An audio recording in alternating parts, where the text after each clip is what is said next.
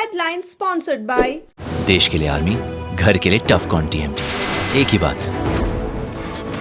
टफकॉन TMT, अब India बनेगा extra tough. Electric उपकरणों में 38 वर्ष पुराना नाम अनीता इलेक्ट्रिक स्टोर और अब नए रूप व क्लेवर में आपकी सेवा में तत्पर है। हमारा पता बाभनटोली मोड़, गिरिडीह। हड्डी व नस से जुड़ी समस्या हो या फिर जनरल बीमारियां, इसके उपचार के लिए बिना समय गंवाए पहुंचे पावित्री हॉस्पिटल। हमारा पता कॉलेज मोड़ के निकट रेलवे ओवरब्रिज की पूरब की ओर, सिहोडी, गिरिडीह। प्रदीप इलेक्ट्रिक स्टोर्स की नई पेशकश प्रदीप सेल्स। विश्व स्तरीय fancy lights, electronic items, Damro का फर्नीचर समेत अन्य इलेक्ट्रिक उत्पाद। पता मकतपुर रोड, गिरिडीह। मुफस्सिल थाना इलाके के महेशपुर गांव की वारदात, युवक की बेरहमी से हत्या कर सड़क किनारे फेंका गया शव। पुरानी रंजिश में हत्याकांड को अंजाम देने की सामने आ रही है जानकारी। मामले की जांच में जुटी पुलिस। हर्षोल्लास से मनाया गया सदगुरु कबीर आविर्भाव महोत्सव। शहर में निकाली गई धर्म जागरण शोभा यात्रा, कबीरमय हुआ माहौल। शहर के अलावे विभिन्न राज्यों से आए हजारों श्रद्धालुओं ने लिया भाग। विधायक बनने के बाद क्षेत्र के दौरे पर पहुंची कल्पना मुर्मू सोरेन। अधिकारियों के साथ बैठकर क्षेत्र के विकास को लेकर की चर्चा।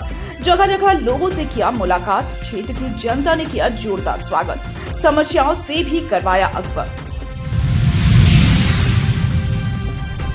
फिर शुरू हुआ सर जेसी बोस मुख्यमंत्री बालिका उत्कृष्ट विद्यालय के पास स्थित पुलिस सहायता केंद्र। अब 24 घंटे जवान की रहेगी तैनाती, महीनों पड़ा था बंद।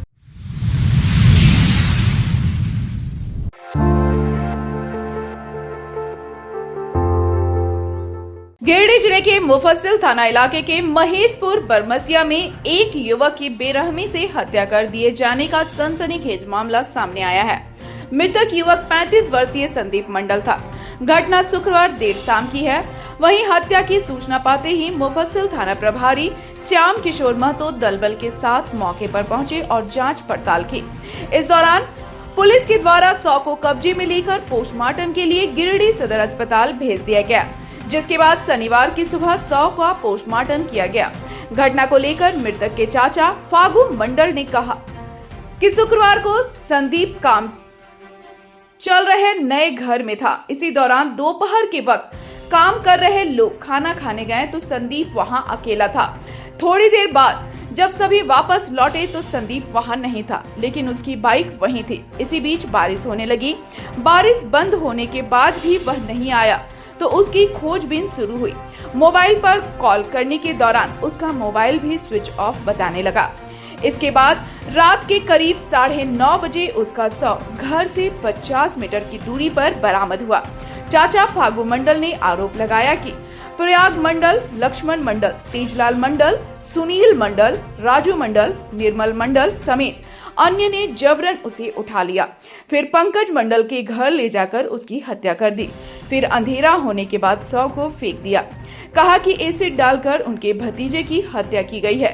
फागू मंडल की माने तो बोरिंग को लेकर पहले विवाद हुआ था, जिसमें 31 मई को उन लोगों ने हमला किया था। इस मामले को लेकर पुलिस को दोनों ओर से आवेदन दिया गया था, लेकिन इस मामले में दूसरे पक्ष के लोगों की गिरफ्तारी नहीं हुई। वहीं ये लोग दिल्ली, मुंबई भाग गए। इसके बाद ये लोग वहां से लौटे और उनके भतीजे की हत्या कर दी। बताया गया कि उन लोगों ने 3 लोगों की हत्या करने की धमकी दी थी, जिसमें एक की हत्या कर दी है। अपहरण करके हत्या कर दिया, उसका घर में घुसा करके ले गया, पंकज मंडल के घर में घुसाया और सारे उसके परिवार के लोग और जो गांव के और लोग हैं, नाम तो आवेदन में मैं दूंगा, लोगों ने उसकी हत्या की। क्या कारण क्या था? कब अपहरण किया गया? कल ही अपहरण हुआ था, बरसात 2 बजे के बाद। कैसे अपहरण किया? 1:30 बजे के मैंने घर में था, अपना घर बना रहा, वहीं घर है, नया घर बन रहा था, नया घर था, उसी घर में वो काम करा रहा था और से अपना ससुर को वही काम कर रहे थे उनके घर में। खिलाने के लिए घर पुराना घर पहुंचाए, पुनः उसके बाद वापस आए। वो आ गया लौट के अकेला। उसी दरमियान खाली जगह मिला, उन सब घात लगा के सब मजमा बना करके आए से नहीं, 15 दिन से ये सब आया है। दिल्ली बम्बई सूरत से आया, आ करके सब मैंने निश्चय कर लिया था कि सब 3 को मारबे कर, 3 को मर्डर करेंगे। जिसमें से एक मेरा नाम फागू मंडल था, अशोक मंडल था और संदीप का नाम था। क्या कारण क्या रहा है?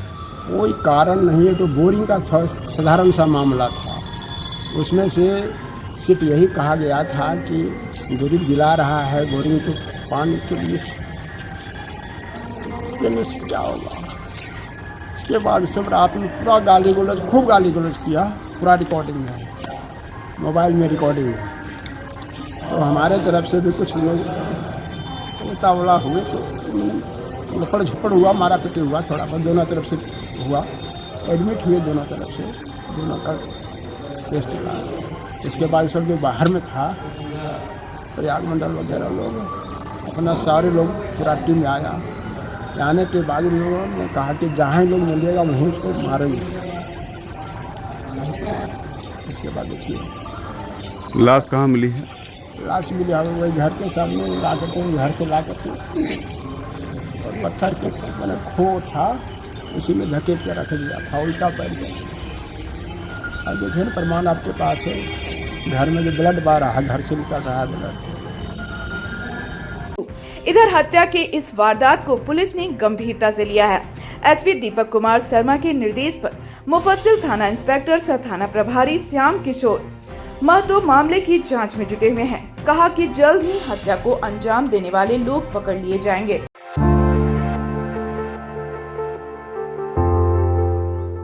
गांडेय विधानसभा से निर्वाचित विधायक कल्पना मुर्मू सोरेन शनिवार को 3 दिवसीय दौरे पर गिरिडीह पहुंची। इस दौरान उन्होंने गांडेय विधानसभा क्षेत्र में जाकर जनता से संवाद किया और उनकी समस्याओं को जाना। गांडेय पहुंचने पर स्थानीय लोगों द्वारा अपने विधायक को फूल माला पहनाकर जोरदार ढंग से स्वागत किया। इस दौरान नवनिर्वाचित विधायक ने जन संवाद कार्यक्रम के दौरान गांडेय विधानसभा अंतर्गत पड़ने वाले सभी पंचायत के मुखिया, स्थानीय नागरिक से मुलाकात कर उनके इलाके में मौजूद समस्याओं के निराकरण का हर संभव आश्वासन दिया है। इस दौरान गिरिडीह के विधायक सुदीव कुमार सोनू भी मौजूद थे। मौके पर कल्पना मुर्मू सोरेन ने कहा कि चुनाव के वक्त उन्होंने जनता से जो वादा किया था उसे अब पूरा करने का वक्त आ गया है, इसलिए गांडेय विधानसभा क्षेत्र की हर समस्याओं का निराकरण करना उनकी पहली प्राथमिकता होगी। जिस भी इलाके में सड़क, पुल, पेयजल और अन्य भी कमियां पाई जाएगी उनको दूर किया जाएगा। इसको लेकर अधिकारियों के साथ बैठक कर सभी समस्याओं का निराकरण करने का निर्देश दिया गया है। उन्होंने कहा कि आने वाले वक्त में गांडेय विधानसभा क्षेत्र के विकास के लिए कई महत्वपूर्ण योजनाओं को भी धरातल पर उतरा जाएगा।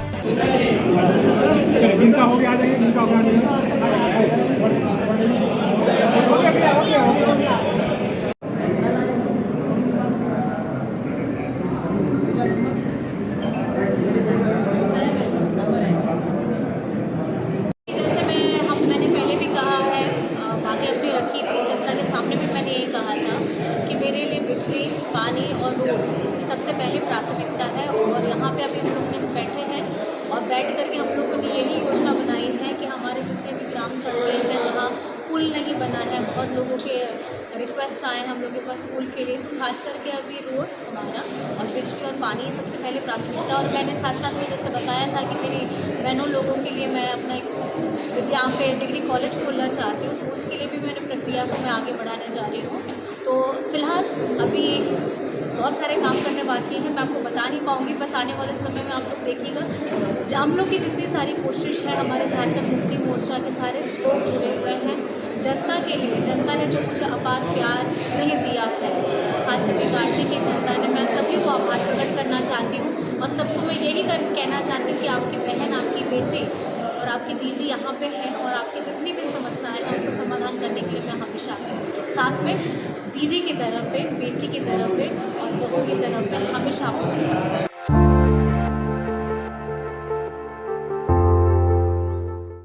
मुफस्सिल थाना इलाके के राजेंद्र नगर में शनिवार की सुबह रास्ते के विवाद में दो पक्षों के बीच मारपीट हो गई। घटना में एक पक्ष से शिवशंकर रजक, रोशनी जानकी देवी, अतुल राज घायल हैं, जिसका इलाज गिरिडीह सदर अस्पताल में चल रहा है। इस बाबत रोशनी और अतुल राज ने बताया कि उसकी गोतिया से वर्षों से जमीन को लेकर विवाद चला आ रहा है।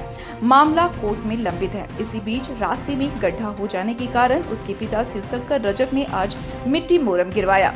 इस बात को लेकर पहले गाली गलौज किया। इसके बाद सतीश रजक, चंदन रजक, सुदामा देवी, प्रियंका देवी आदि ने अन्य लोगों के साथ मिलकर शिवशंकर रजक पर हमला कर दिया।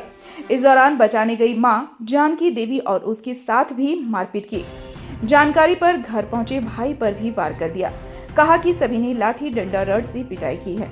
बताया कि वे लोग रास्ता में आने जाने के दरमियान छेड़खानी भी करता है। मेरे साथ यही हुआ कि मेरे पिताजी को जब मारे थे, हम उनको बचाने के लिए आए तो वो मुझे भी इस तरह घायल कर दिया। कोई मारा, उसके साथ बहुत सारा 5-6 लड़का रहता, वो मेरे साथ बदतमीजी करने लगा, हमको छेड़खानी करने लगा। हम आए दिन जाते हैं काम पे, रोजाना हम एक छोटा सा सर्विस करते हैं, उसमें भी वो हमको वहाँ पे रास्ता में सतीश रजक और चंदन रजक का कुछ दबंग दोस्त है जो उनके साथ काम करते हैं, वो मुझे हमेशा छेड़ते रहते हैं रास्ता में। जब भी हम आते जाते रास्ता में हमेशा हम यही चाहते हैं कि मेरे साथ, मेरे परिवार के साथ इंसाफ हो। हम लोग कब तक चूक खाते रहेंगे? हमारा कोई सपोर्ट नहीं है, हमारा घर में कोई आदमी नहीं रहता। हम चाहते हैं कि हमारा प्रशासन हमारे लिए कोई अच्छा। कहाँ घर हुआ आपका? मेरा घर राजेंद्र नगर गिरिडीह। कितना लोग घायल हैं आप लोग अभी? मेरे घर में 4 लोग हैं, हम चारों को वो घायल कर चुके। मेरा घर में आके वो मारपीट की है। कितना बजे घटना? घटना 6:30 से 7 के बीच में। सुबह में? सुबह का। मामला दिए थाना में? दिए आवेदन दिए थाना में? आवेदन दी है, वो बोले आइए आप इंजरी रिपोर्ट लेके आइए, उसके बाद होगा। रास्ता में हम लोग को मेंटली टॉर्चर करता है। मेरे पिताजी को पागल की तरह मेंटल टॉर्चर कर रहा है। वो पागल बोल रहा है। एक 4th क्लास का कर्मचारी को इस तरह टॉर्चर कर रहा है कि उसका मेंटली एकदम खराब करना चाहता है। और हमको मेंटली हरासमेंट भी कर रहा है। हमको समझ नहीं आ रहा हम क्या करें। क्या मामला है? सर मेरा मामला ये ज़मीन को लेके है, ठीक है। हमारे घर तरफ मेरे गड्ढा हो गया, उसमें हम ये मट्टी गिरवा रहे हैं, तो उसमें मेरे बगल वाले जो पड़ोसी है उससे विवादित कर रहे हैं। और मेरे पापा ब्रश कर, आज सुबह की घटना बता रहे हैं। आज सुबह मेरे पापा ब्रश कर रहे थे, उसमें से मेरे वो सतीश रजक है, चंदन रजक है, जो मेरे पापा गाली वहाँ से देने लगे सामने जाके, ठीक है। गाली देने लगे। फिर अचानक से मेरे पापा बोले क्यों गाली ऐसा वैसा। तो अचानक से क्या किए, हम तो सब्जी 6:30 बजे लाने गए थे, देखा घर में कोई नहीं है। तो अचानक से सतीश रजक, चंदन रजक और सुदामा देवी और प्रियंका कुमारी जो है, ये सब मेरे पापा को फिर लाठी लेके, सबल लेके और पेट में उसको छुरी रखे हुए थे, ठीक है। जो अचानक से आके तुरंत मार के मेरे पापा को पूरा घायल कर दिया। अब मेरी माँ आवाज़ सुनी तो मेरी माँ बचाने के लिए गई, तो फिर मेरी माँ को चोट लग गया पैर में, जांघ में, ये सब में पूरा।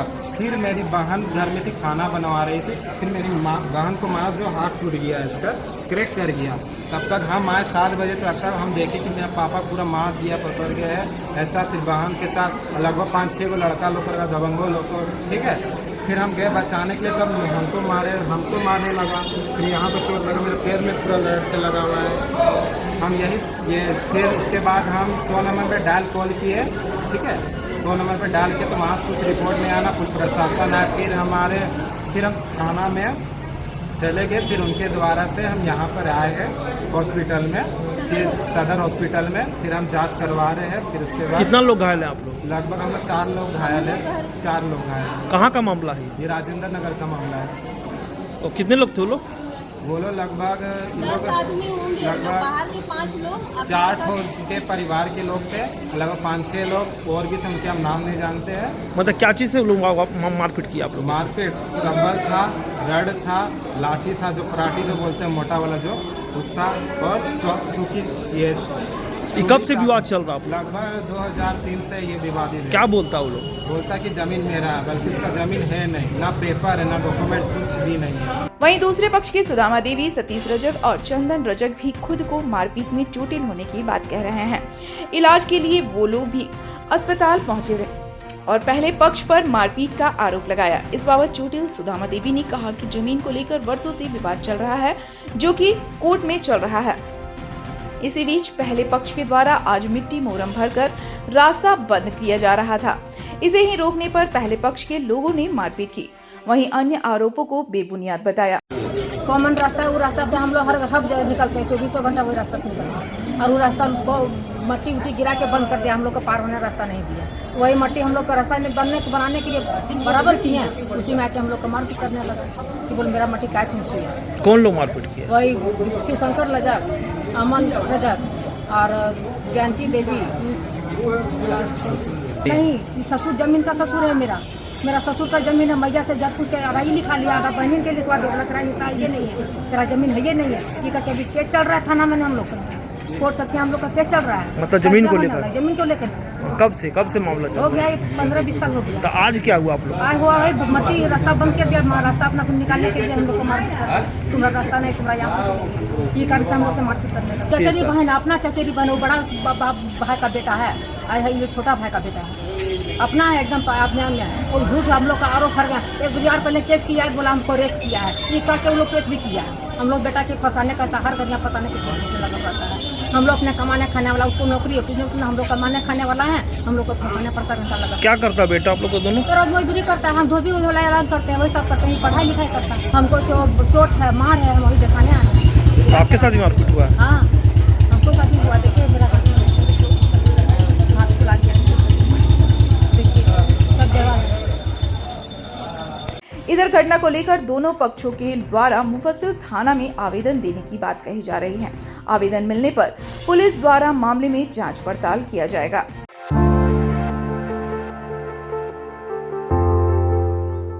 गिरिडीह शहर के बोड़ो स्थित शिवशक्ति मोटो यामाहा शोरूम लगातार अपने ग्राहकों के लिए समय समय पर इवेंट का आयोजन करती रहती है। इसी कड़ी में इस बार शोरूम के द्वारा स्कूटर माइलेज चैलेंज कंपटीशन का आयोजन किया गया। इवेंट के तहत इस बार यामाहा के फसीनो और रेड जेड-आर स्कूटर के माइलेज को लेकर प्रतिभागियों को पुरस्कृत किया गया। बताया गया कि इवेंट में कुल 10 प्रतिभागियों ने भाग लिया था। शुक्रवार को शोरूम में कार्यक्रम आयोजित कर प्रतिभागियों को सम्मानित किया गया। इस दौरान 91.9 के माइलेज पर कृष्णा कुमार सिन्हा को प्रथम पुरस्कार, 90.4 के माइलेज पर अभिषेक कुमार वर्मा को द्वितीय पुरस्कार और 87 किलोमीटर के माइलेज पर अपूर्व अक्षय को तृतीय पुरस्कार के रूप में गिफ्ट वाउचर और शील्ड भेंट किया गया।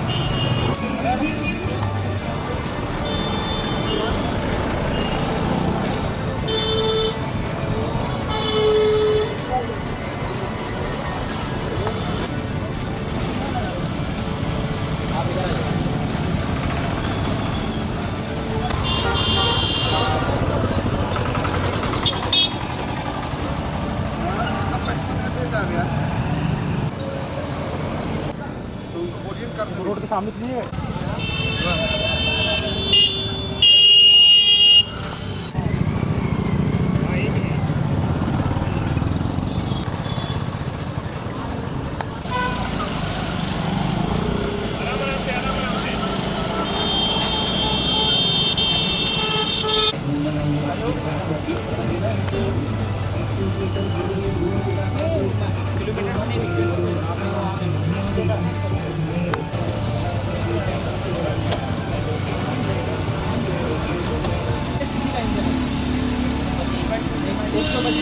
सर्विस पॉइंट मिला ये जब जाना पसीना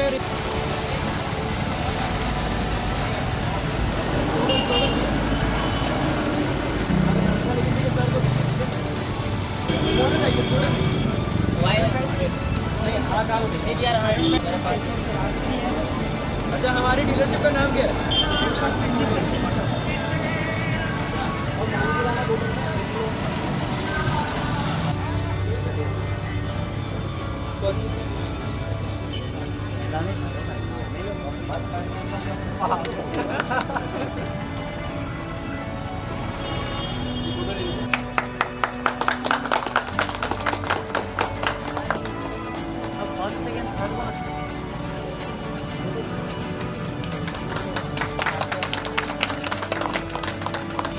सर एक बार सामने इधर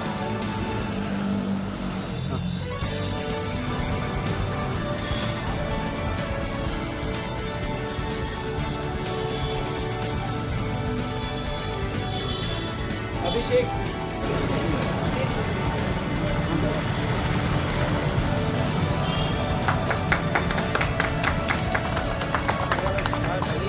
सब लोग आ जाइए 87 किलोमीटर पर लीटर के साथ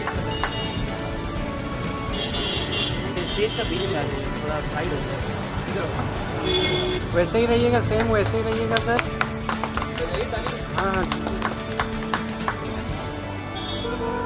ठीक है सेकेंड वाली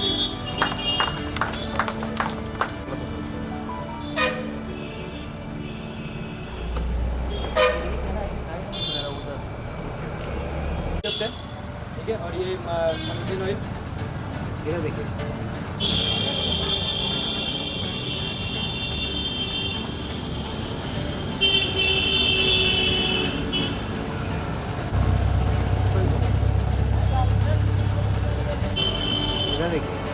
देखिए हाँ साइड से हाँ थोड़ा हाँ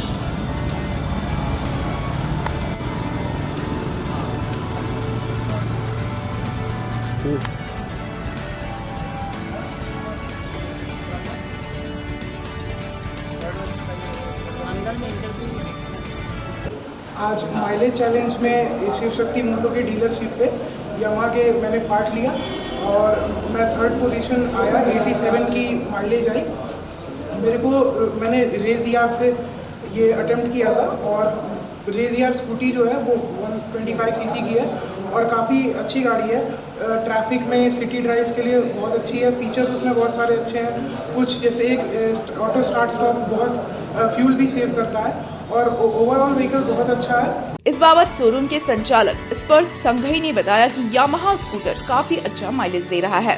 एवरेज ग्राहकों को 70 से अधिक का माइलेज मिल रहा है। बेहतर रख रखाव कर स्कूटर चलाने वाले ग्राहकों को अच्छा माइलेज मिल रहा है। इसी के तहत इवेंट कर ग्राहकों को सम्मानित किया गया। उन्होंने कहा कि आगे भी इवेंट का सिलसिला जारी रहेगा। आज शिव शक्ति मोटो यामाहा गिरिडीह के यामाहा शोरूम में हमने माइलेज चैलेंज ऑर्गेनाइज कराया था और इसमें बहुत ही अच्छे हमारे जितने भी स्कूटी के रेंज हैं रेज़ियार और पसीनो उसमें बहुत ही अच्छे माइलेज के साथ लोगों ने जीता है। जो फर्स्ट प्लेस पे आए हैं उनका माइलेज 91 था, जो सेकंड में आए उनका माइलेज 90.4 था और जो थर्ड में आए उनका माइलेज 87 था। प्लस सभी के सभी हमारे जितने भी पार्टिसिपेंट्स थे उन सबका 70 प्लस माइलेज रहा है, जो कि दिखाता है कि हमारे यामाहा ब्रांड की जो स्कूटी है, जो यामाहा ब्रांड के स्कूटर्स हैं, वो बहुत ही अच्छे परफॉर्मेंस के साथ बहुत ही अच्छा माइलेज भी देते हैं, जिसके कारण पेट्रोल की सेविंग होती है और लॉन्ग टर्म में बहुत ही अच्छा सेविंग्स होता है। तो अगर आप चाहते हैं कि अगर आपको यामाहा का शोरूम आकर के एक बार स्कूटर चला के देखना है तो टेस्ट राइड ज़रूर करने आइए और हम चाहेंगे कि आप यामाहा रेज़ियार और यामाहा पसीनो ज़रूर लें। फर्स्ट प्राइस के साथ कृष्ण कुमार सिन्हा 91 किलोमीटर पर लीटर के साथ, सेकंड प्राइस पे अभिषेक कुमार वर्मा 90.4 किलोमीटर पर लीटर के साथ और थर्ड प्राइस पे अपूर्व 87 किलोमीटर पर लीटर के साथ। इन सभी ने 20 किलोमीटर से ऊपर की ड्राइव की गिरिडीह सिटी में ट्रैफिक के बीच में और इस रियल लाइफ कंडीशन के बाद भी उन्हें इतना बढ़िया माइलेज के रिजल्ट्स मिले। इस अवसर पर owner Nishit Sanghai, Amul Sanghai, sales team के दानिश ऋतुराज, सोनाली, करण आदि उपस्थित हैं।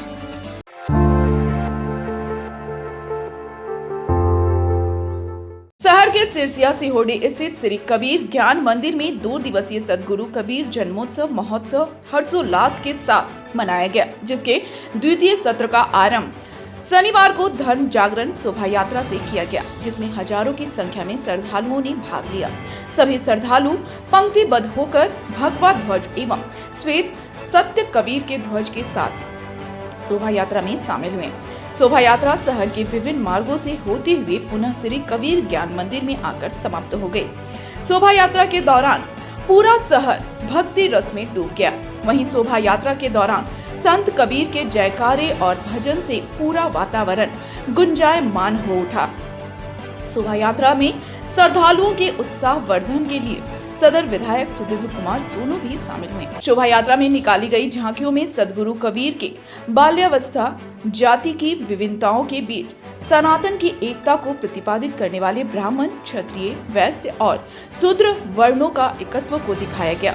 वहीं दूसरी ओर भगवान राम, कृष्ण और कबीर की प्रतिमूर्ति के रूप में कबीर ज्ञान मंदिर के श्रद्धालुओं ने भाग लिया। शोभा यात्रा के पश्चात कबीर ज्ञान मंदिर में सदगुरु कबीर के आविर्भाव को स्मारक कर लोक प्राकट्य महोत्सव मनाया गया, जिसके छोटे छोटे बच्चों द्वारा भाव नृत्य की प्रस्तुति की गई।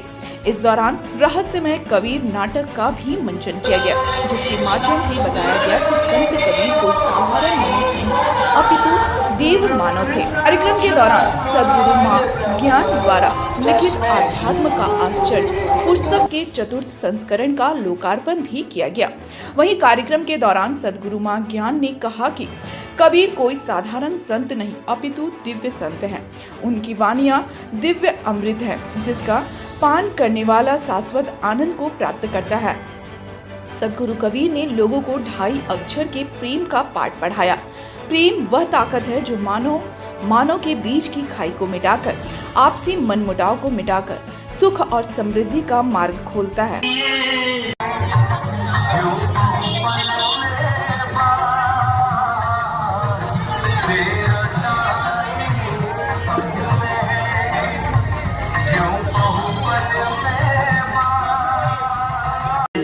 परम वंदनीय सदगुरु मां के दिव्य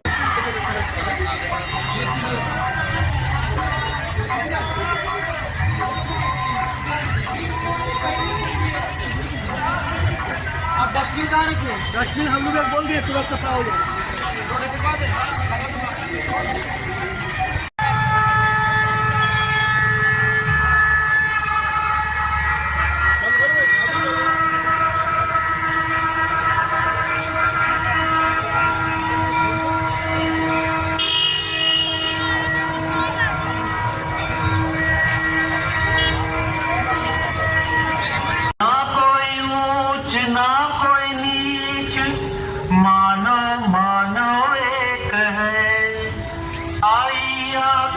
प्रेम का पड़े सो पंडित हो, ना ब्राह्मण बनेंगे नहीं हम शूद्र बनेंगे। ऋषियों की है संतान, ऋषि पुत्र बनेंगे, ना ब्राह्मण बनेंगे नहीं हम शूद्र बनेंगे। ऋषियों की है संतान, ऋषि पुत्र बनेंगे। इन कार्यक्रमों में भाग लेने के लिए अधिक से अधिक संख्या में श्री कबीर ज्ञान मंदिर के प्रांगण में उपस्थित हुए और अपने जीवन को धन्य धन्य बनाए।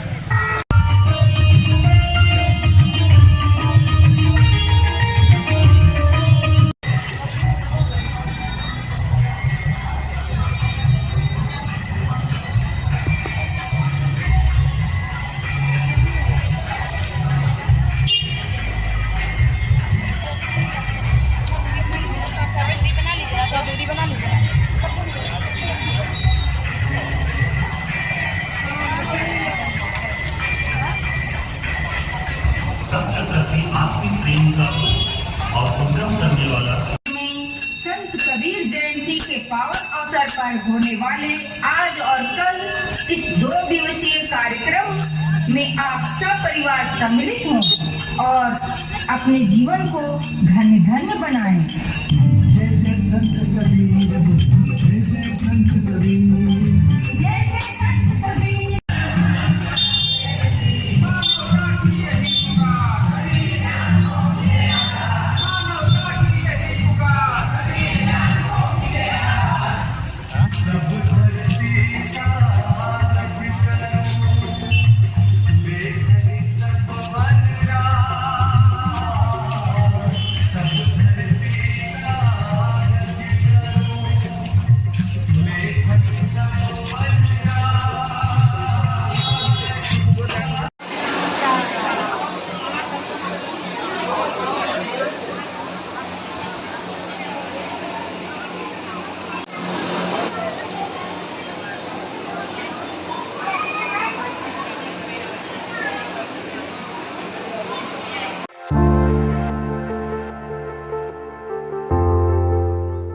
शहर के बरगंडा सर जेसी बोस मुख्यमंत्री बालिका उत्कृष्ट विद्यालय के पास स्थित पुलिस सहायता केंद्र एसपी दीपक कुमार शर्मा के निर्देश पर पुनः चालू हो गया है। बता दें कि श्री रामकृष्ण महिला महाविद्यालय और सर जेसी बोस मुख्यमंत्री बालिका उत्कृष्ट विद्यालय होने के कारण यहाँ सुबह से ही छात्राओं का आना जाना लगा रहता है।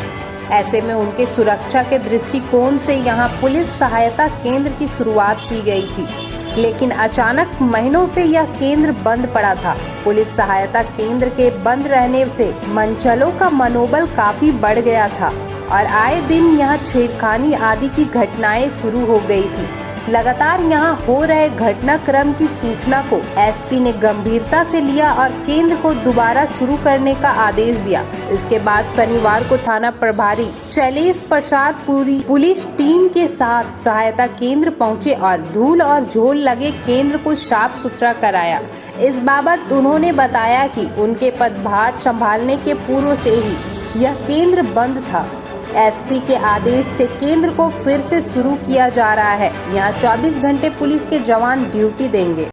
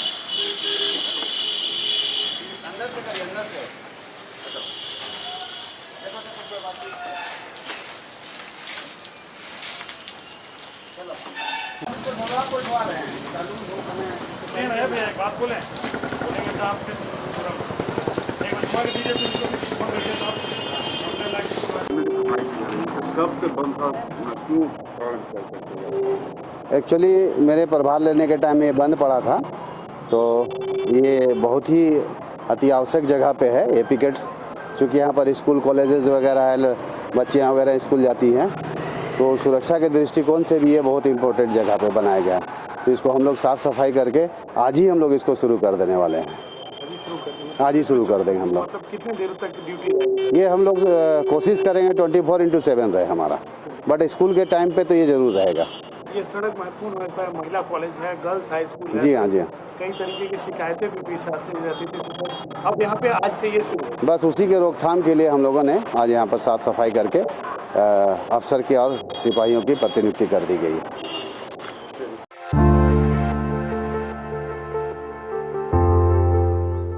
Jharkhand local bodies employees federation की बैठक शनिवार को प्रदेश अध्यक्ष अशोक सिंह की अध्यक्षता में हुआ। बैठक के दौरान गिरिडीह नगर निगम के मजदूरों को मिलने वाले न्यूनतम मजदूरी का एरियर नहीं देने पर चर्चा की गई। बताया गया कि न्यूनतम मजदूरी बढ़ चुका है, 6 माह बाद इसे लागू किया गया, लेकिन अभी तक मजदूरों को उसका एरियर नहीं मिला है, जिसके कारण मजदूर काफी दुखी हैं। साथ ही सेवानिवृत्त हो चुके 40 मजदूरों को अब तक पावन भुगतान नहीं किया गया, इसे भी जल्द से जल्द भुगतान करने की मांग की गई।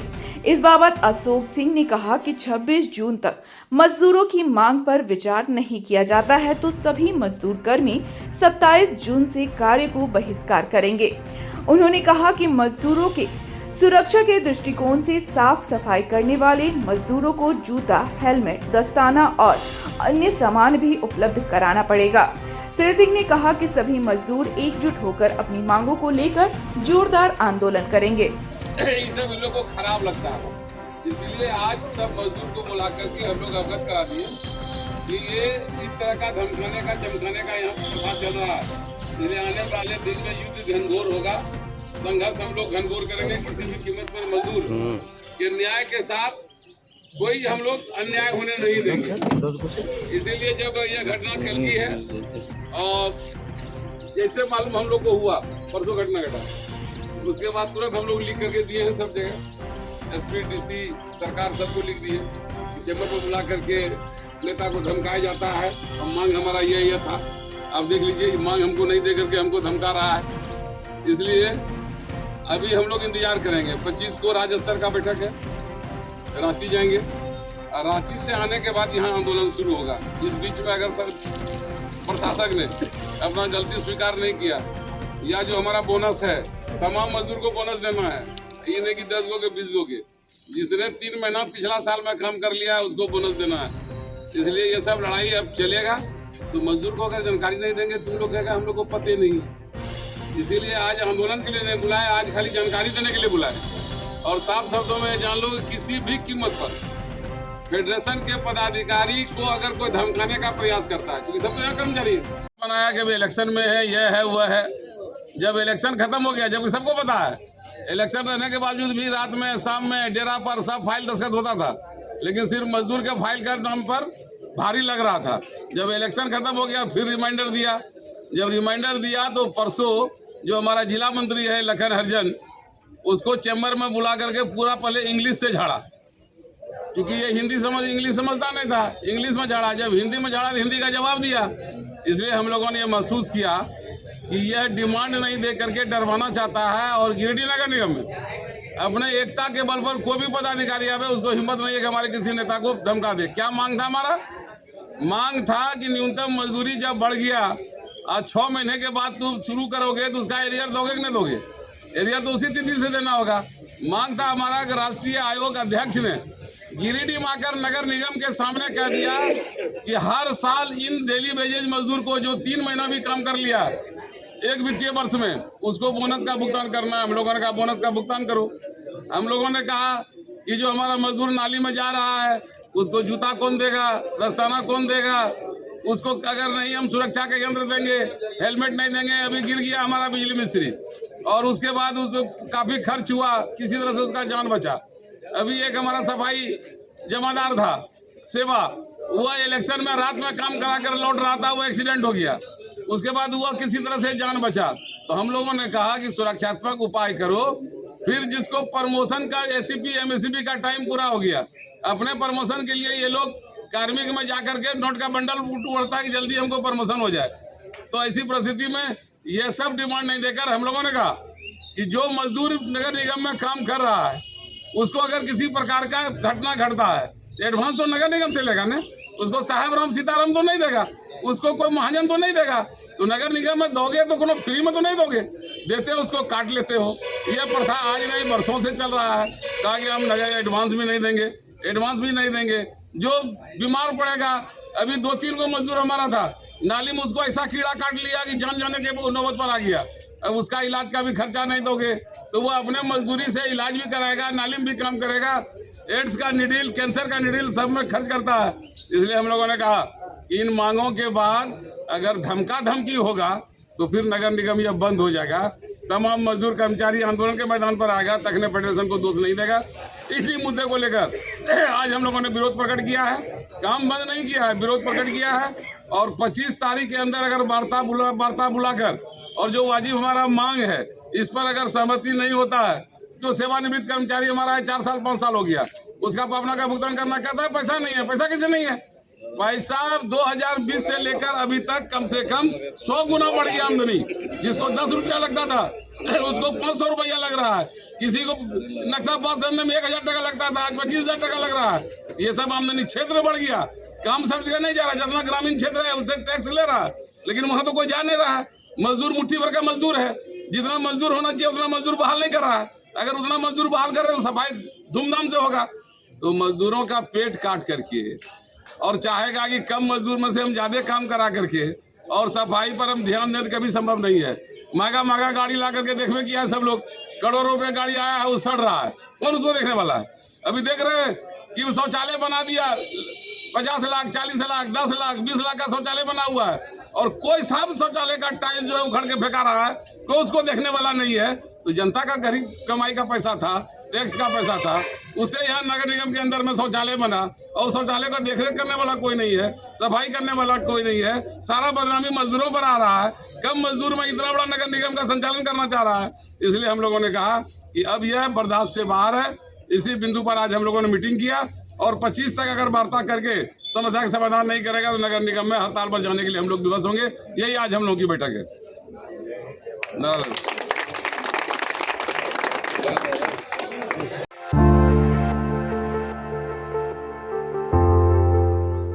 गिरिडीह स्थित हाई स्कूल सर्कस मैदान में शुक्रवार की देर शाम युवा कबड्डी एकेडमी के द्वारा राज्य स्तरीय कबड्डी नाइट टूर्नामेंट का आयोजन किया गया। कबड्डी टूर्नामेंट में बंगाल, झारखंड और बिहार के कई महिला पुरुष की टीमों ने भाग लिया। उद्घाटन मैच बिहार के बाढ़ और भागलपुर की टीम के बीच खेला गया। टूर्नामेंट देर रात तक चला। इस टूर्नामेंट में पुरुष वर्ग का फाइनल मुकाबला बिहार के बढ़िया और बिहार के अथम लगोला के बीच खेला गया, जिसमें अथम लगोला की टीम ने जीत हासिल की। वहीं महिला वर्ग में गिरिडीह और बिहार के बाढ़ की टीम के बीच फाइनल मुकाबला हुआ, जिसमें बाढ़ की टीम ने विजय हासिल किया। पुरस्कार वितरण के दौरान मुख्य अतिथि के तौर पर जिला 20 सूत्री उपाध्यक्ष शाह, झामुमो जिला अध्यक्ष संजय सिंह, राजेश सिन्हा, रामजी यादव, राकेश सिंह आदि लोगों ने विजेता टीम को पुरस्कार देकर सम्मानित किया। इस टूर्नामेंट के सफल संचालन में आयोजन समिति के संजय यादव, सूरज तिवारी, शुभम यादव, विवेक रंजन, अमन कुमार, अक्षय आदि की अहम भूमिका रहा।